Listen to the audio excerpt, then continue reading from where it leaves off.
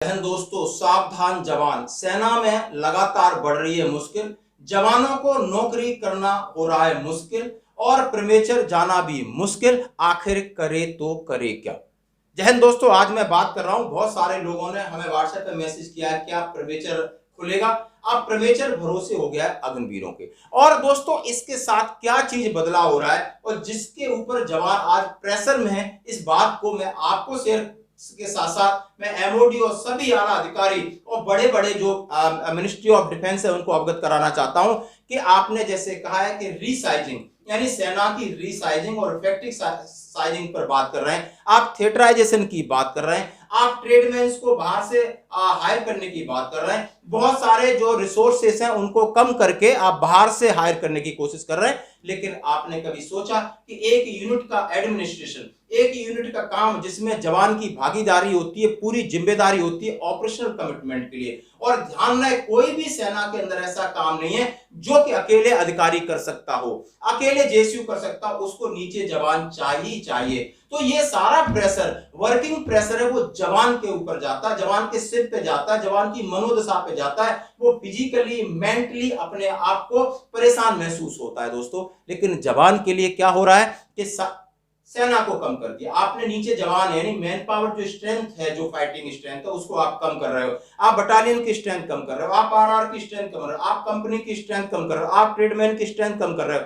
कोई बात नहीं, आपके साथ साथ आप ऑपरेशन कमिटमेंट बढ़ा दिया, चाहे थिएटर ऐसा हो, चाहे आपने ट्रेनिंग कमिटमेंट बिल्कुल होना चाहिए। यदि सेना है तो ट्रेनिंग में कोई अब कहते 1% की भी टॉलरेंस नहीं होनी चाहिए। और इसके साथ आपका एडमिनिस्ट्रेशन वर्क लगातार बढ़ता जा रहा है। और सबसे खराब और सबसे गंदा और सबसे घटिया जो काम है, जिसको बोलते हैं फटीक, जिसको बोलते हैं पार्टी, टेंट, सामियाना, चूनागेरू, दिखावा के नाम पर इतना ज्यादा चल रहा है कि शायद न तो ऑपरेशन हो पा रहा है, न ट्रेनिंग हो पा रही है, न दूसरे कमिटमेंट हो पा रहा है। ये ज्यादा 50 से 60% यही होता है। और इसके पीछे फॉर्मेलिटी की कागजों में ट्रेनिंग हो रही है, ऑपरेशन तो करना ही करना है जब सिर पे आएगा।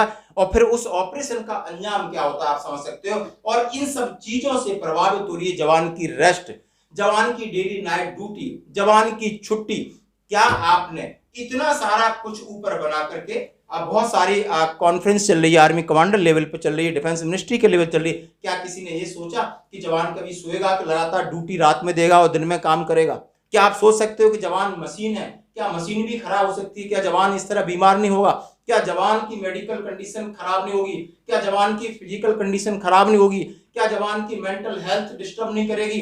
फिर वो 15 साल नौकरी करने का जो आपने हक है वो किसी भी तरीके से कर सकता है, उस पर भी आप पूर्ण विराम लगाने की क्यों कोशिश कर रहे हो?